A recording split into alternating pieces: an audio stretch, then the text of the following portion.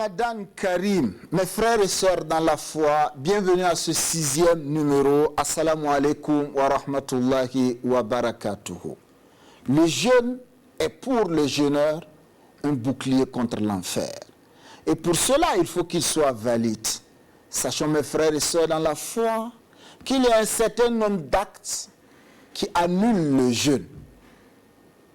Il y a un certain nombre d'actes qui annulent le jeûne, parmi lesquels c'est le fait consciencieusement de manger ou de boire durant le temps du jeûne. Toutefois, le prophète alayhi salatu wassalam nous dit que si par oubli nous venons à boire ou à manger quelque chose et que l'on s'en rend compte immédiatement, poursuivons notre jeûne car c'est Allah subhanahu wa ta'ala qui nous a nourris. Frères et sœurs dans la foi, également, c'est le fait d'entretenir un commerce charnel avec son époux ou son épouse durant le temps du jeûne, c'est-à-dire la journée. Également, c'est un acte qui annule le jeûne. Mais au-delà du fait que ce sont des actes qui annulent le jeûne, nous devons savoir que le prophète alayhi salatu wassalam dit que consciencieusement, si nous annulons un jour de jeûne, même si nous venons à jeûner tout le reste de notre vie, nous ne saurons jamais compenser ce seul jour. Et ainsi de sanction, il est prévu que la personne, pour chaque jour de jeûne, annulé de ses propres faits, il jeûne après le Ramadan 60 jours successivement, où il nourrit 60 pauvres. Mes frères et sœurs dans la foi, il y a également d'autres actes qui annulent le jeûne.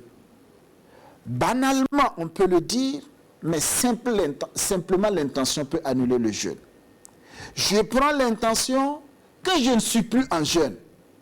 Que tu manges ou que tu ne manges pas, ton jeûne est annulé.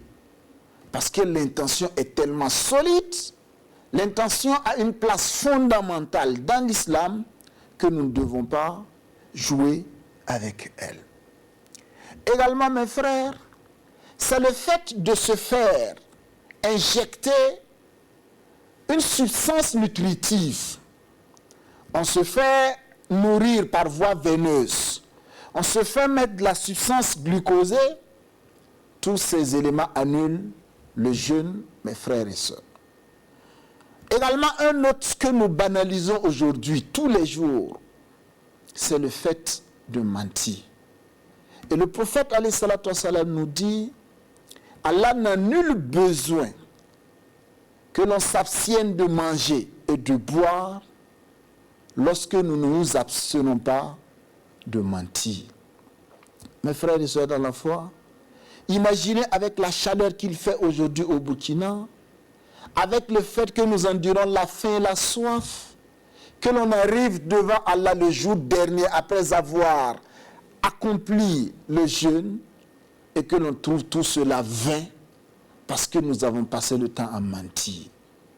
Tout simplement parce que nous avons oublié que la base de la religion, c'est la sincérité. Et le manque de sincérité annule le jeûne, comme nous l'a dit le prophète alayhi salatu wassalam. Donc mes frères et sœurs dans la foi, pour bénéficier de la plénitude des mérites et des bienfaits de notre jeûne, tâchons à prêter attention à ces actes qui invalident notre jeûne. Nous devons être sincères, nous ne devons pas absorber quelque chose qui puisse annuler le jeûne. Également, certains savants vont dans une certaine mesure décourager le fait d'être en état de jeûne et d'aller donner une certaine quantité, par exemple, de sang. Mais lorsqu'on n'est pas en état de jeûne, on doit savoir que sauver une vie, c'est sauver l'humanité et ce sont des actes à encourager. Parce que la saignée annule le jeûne.